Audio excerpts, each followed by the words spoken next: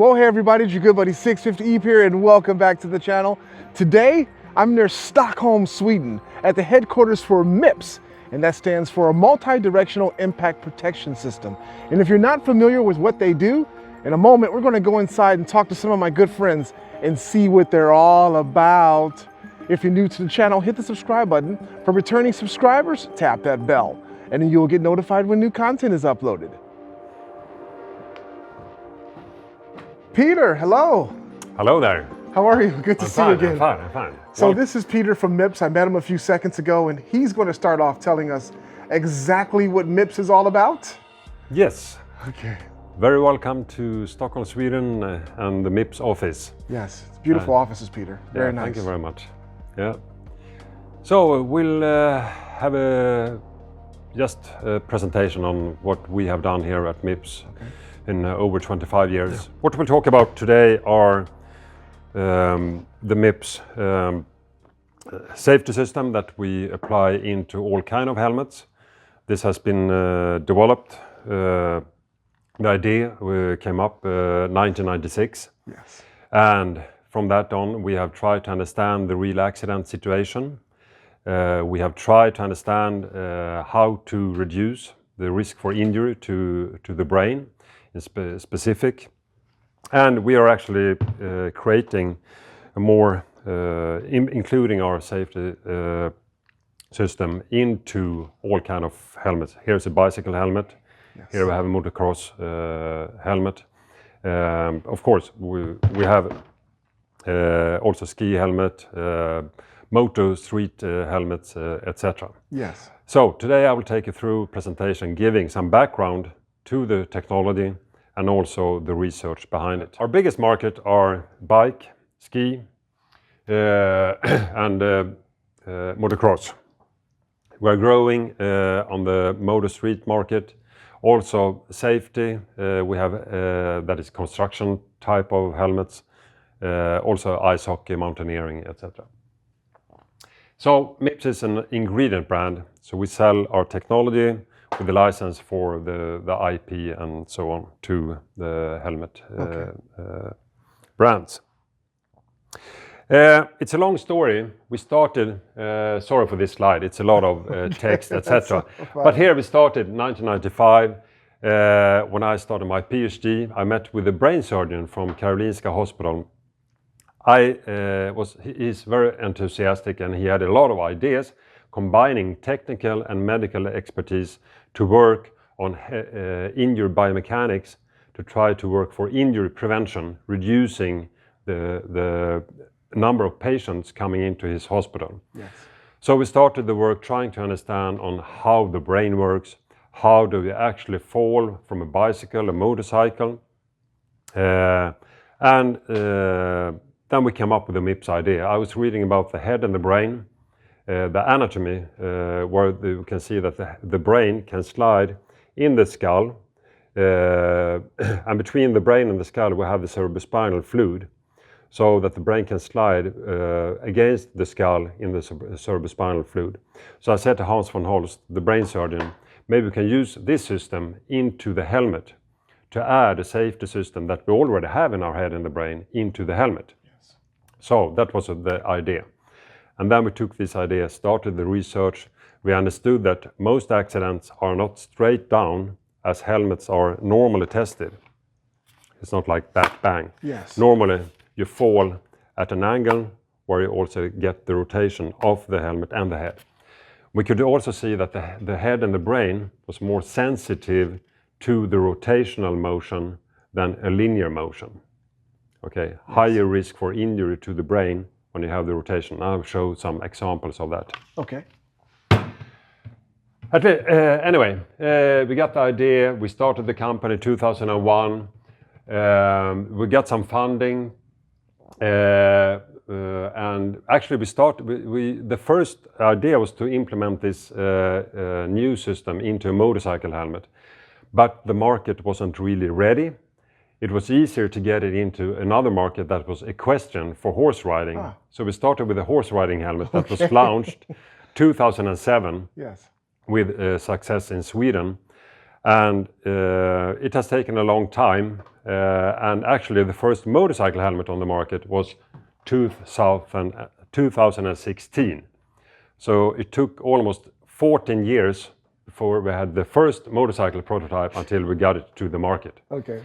So we have struggled a lot, but since the time we started with trying to get the idea of rotation into the helmet industry, it has taken almost 20 years to get where we are today, where also this is on the mind for most of the helmet manufacturers. When we talk about new helmet test standards, that of course is very important, it's also starting to take the rotation into the standards. Yes.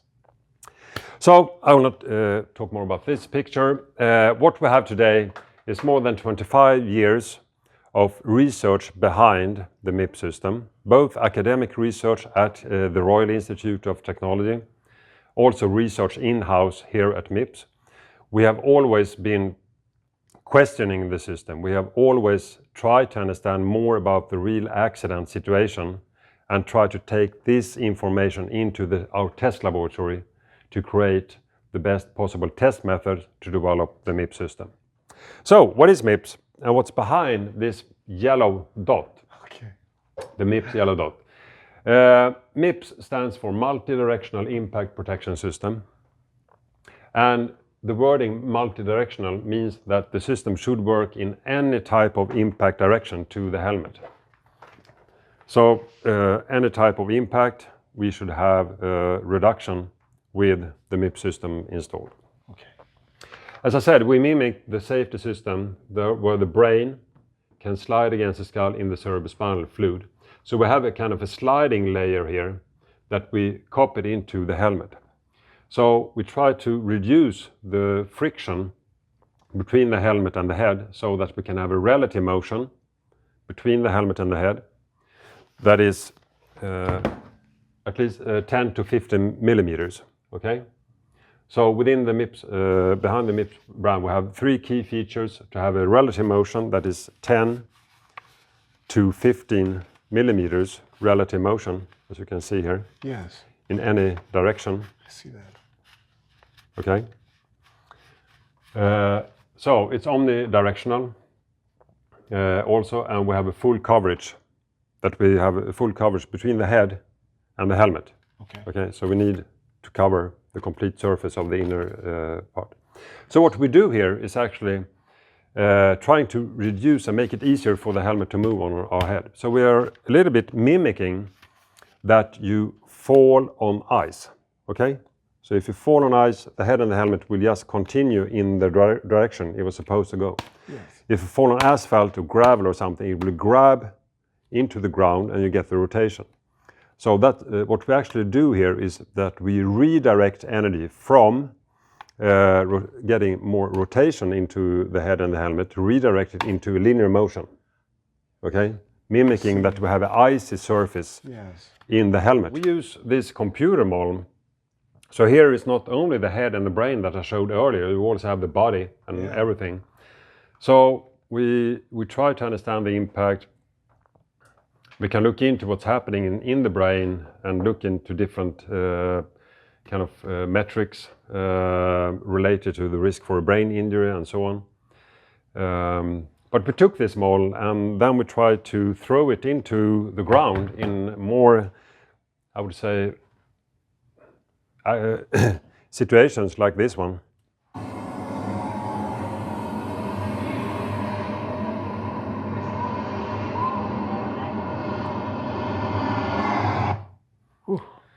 It's nasty. Yeah, it is. But our question was, will Mips kick in also here? Yeah. Can Mips, a helmet with Mips also make a reduction in this kind of impact velocities? Yeah. So, yeah, I mean, there's a lot of videos like this on YouTube and different in different situations. As I said, in test standards, normally also in EC 22.6 FIM, the helmet is dropped at speeds around 80 miles per hour. mean impact speed from MotoGP racing competitions is about 150 kilometers per hour. It's around 92 miles per hour. Yes. Yeah, there's some other figures. Normal speed when you're going in urban roads, 50 kilometers per hour, motorways 130 kilometers per hour. We can translate that into miles per hour later. But anyway, there is a mismatch between. I'm not saying that the speeds we're certifying helmets in is wrong. Okay. Yeah. Yeah. I'm just saying that we wanted to understand a little bit further. Yeah. So we're looking into horizontal velocity and vertical velocity. Okay. And you can say the vertical velocity is if even this guy that is traveling in say 100 miles per hour, he's not higher from the ground than say 2 meters. Right. That's giving the vertical velocity. Yeah. Yes. And then you have the horizontal velocity. So when you have this is just describing the kind of 3 different horizontal velocity. And what we can see when the horizontal velocity is quite low, 11 miles per hour, compared to a much higher horizontal velocity.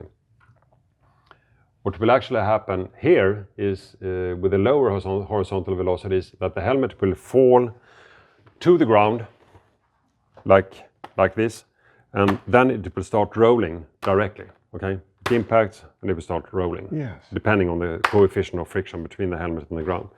But if the impact angle is higher, you will slide until it then in the end will start rolling. Yes. Okay. So the question we had is, during this sliding phase, will Mips also make a difference here?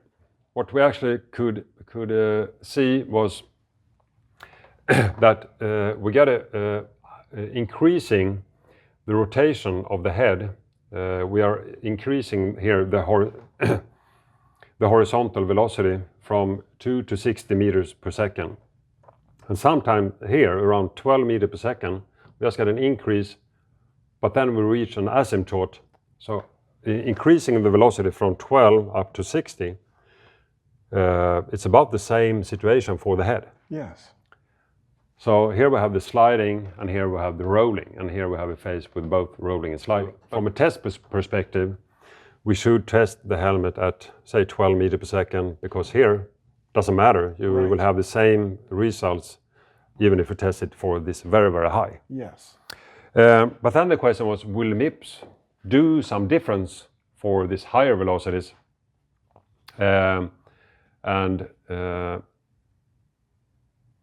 So we made these simulations, different speeds, and we did the simulations with and without Mips. Here's I would say,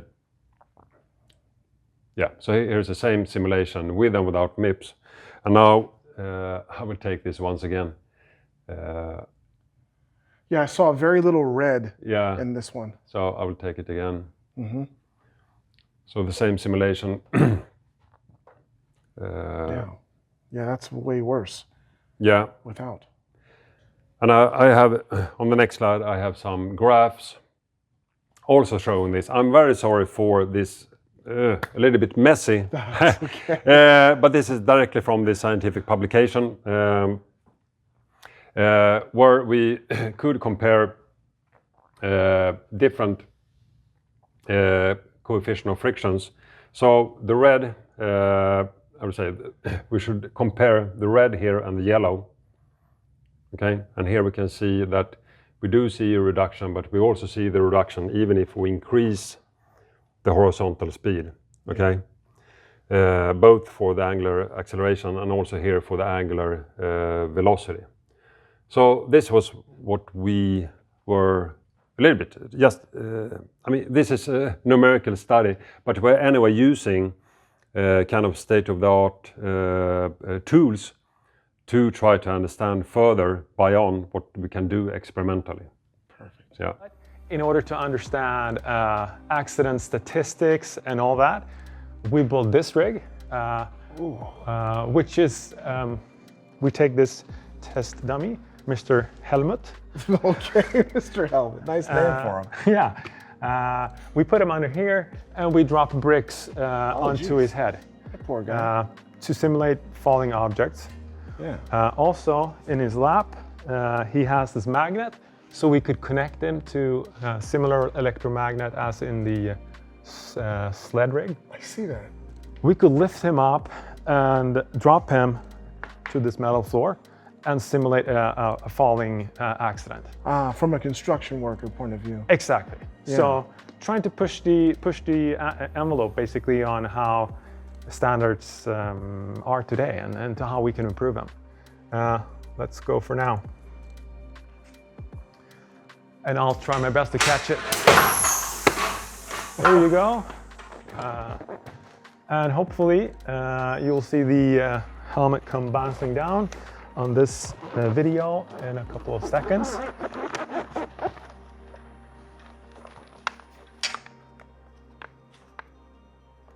There you go. The arm has released.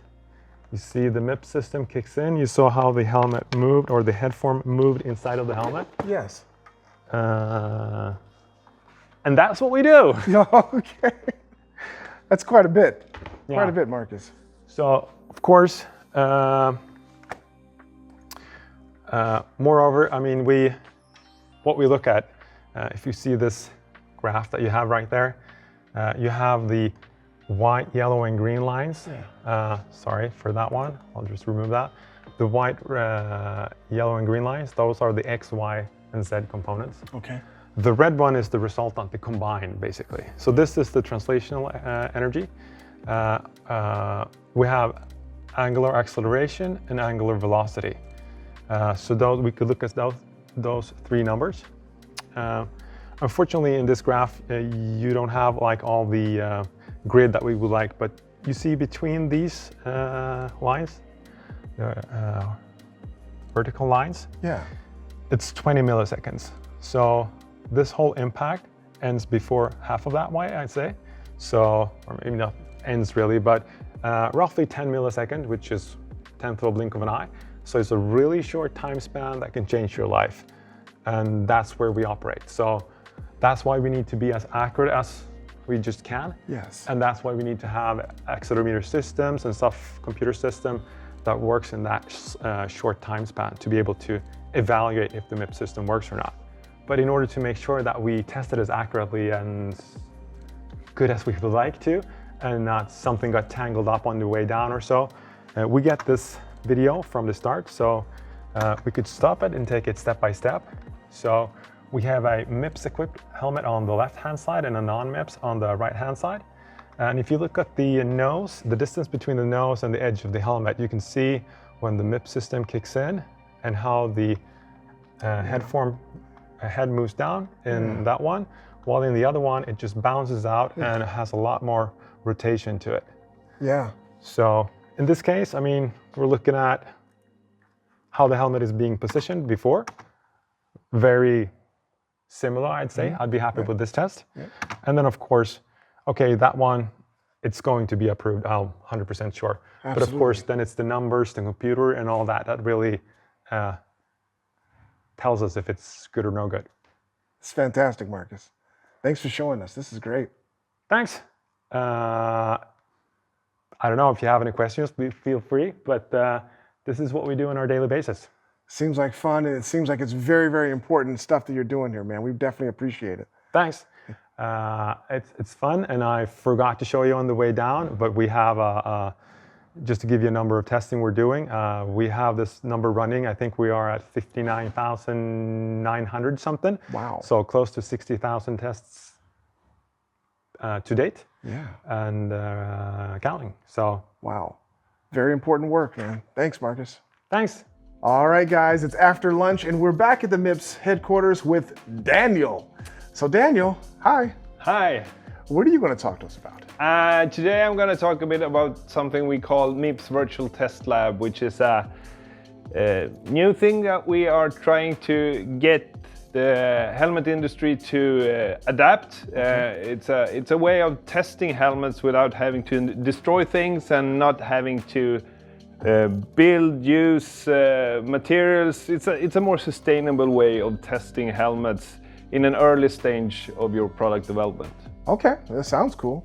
It is cool. I mean, everything they've told me so far has been cool. So, you know, you've got a... Yeah, it's something that the vehicle industry has been using for 20, 30 years now, and this is something that we've been working with throughout Mips' lifetime, and we think now is the time where the helmet industry is ready and when the world needs us to go into a more sustainable way. Yes. So this is just one thing that we do to actually get the helmet industry into the new world. The finite element method is a very powerful mathematical method to describe deformation of complex geometries. Okay. It's very powerful to if you're trying to calculate deformation of a car or an airplane or a building.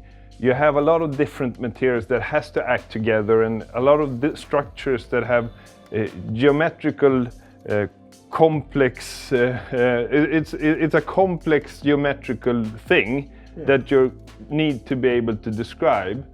And what this method allows you to do is to divide that very complex problem into a very easy problem. It's like building Legos, more or less.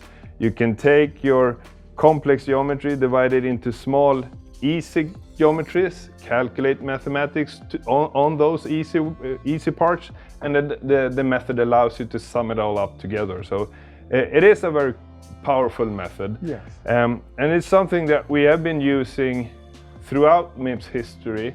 We're using it on a daily basis, where we're actually looking to see the performance of helmets, taking experimental acceleration signals and putting them to a finite element head model, which is a model of the human head, to understand how these different pulses affects your brain in real life, so to say. If we look at what we're actually seeing inside of a helmet, so this is an example of our own test mule. It's a motorcycle helmet, a generic motorcycle helmet that we have run with this program. And when doing this, we can actually see different things. We can define more or less and ask questions on whatever we want. So we can look at, for example, in this case, the deformation of the EPS, or the energy absorbing liner. We can look at head kinematics to compare to what the G levels or the rads per second square are. Or we can even take this information and put it into our finite element head model to see what would the brain strains be in this virtual example and virtual representation of a certain type of helmet. And we actually sent out a press release, I think it was 2 years ago now, where we talk about being able to replicate and predict the response of a helmet in a helmet testing. And to us, those two words are there's a big difference in being able to do something virtually and replicate it as to predict it. So if you replicate something, you know the answer, and you can just tune your values into getting as close as possible to that result, because you know the result in advance. But when you're trying to do the same and predict the results, that is that demands another difference of experience. You need more knowledge about the materials that you're using, combination of materials, how they're acting together, and so on. So that's something that we've been focusing on the last years, to be able to predict in a better way and not only to replicate, because replicate more or less anyone can do. You just have to fine-tune your variables, and then it corresponds to the experimental test. But if you shift the experimental test, you have to fine-tune them again, and we can't allow ourselves to do that. We need to set the standard from the beginning. I think that's pretty much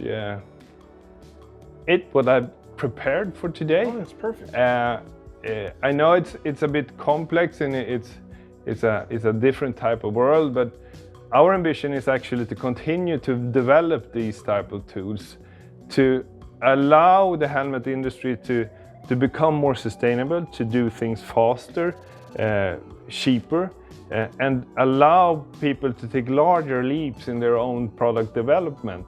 Because these tools allows you to try all of these crazy ideas that you haven't had afford to test out before, because it's gonna cost you too much to do the prototyping tool, or you don't know how to evaluate it, and it will take too much time. But being able to virtually represent this, you can do all of these without it having to cost you more than hours. And I really think that this is something that in time everyone needs to be doing, because we can't really continue to just using all the resources to build things that aren't good enough.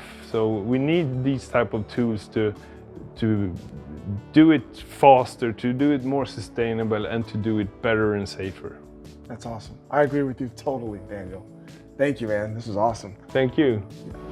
We learned a heck of a lot of information today about helmet safety and why it's so important to have the Mips system inside of our helmets. So hopefully we can reach out to the manufacturers and make a big push to get Mips available and offered into more helmets real soon. All right, guys, I hope you enjoyed this video. Stay tuned for more, and we'll catch you next time on the 650 EV YouTube channel.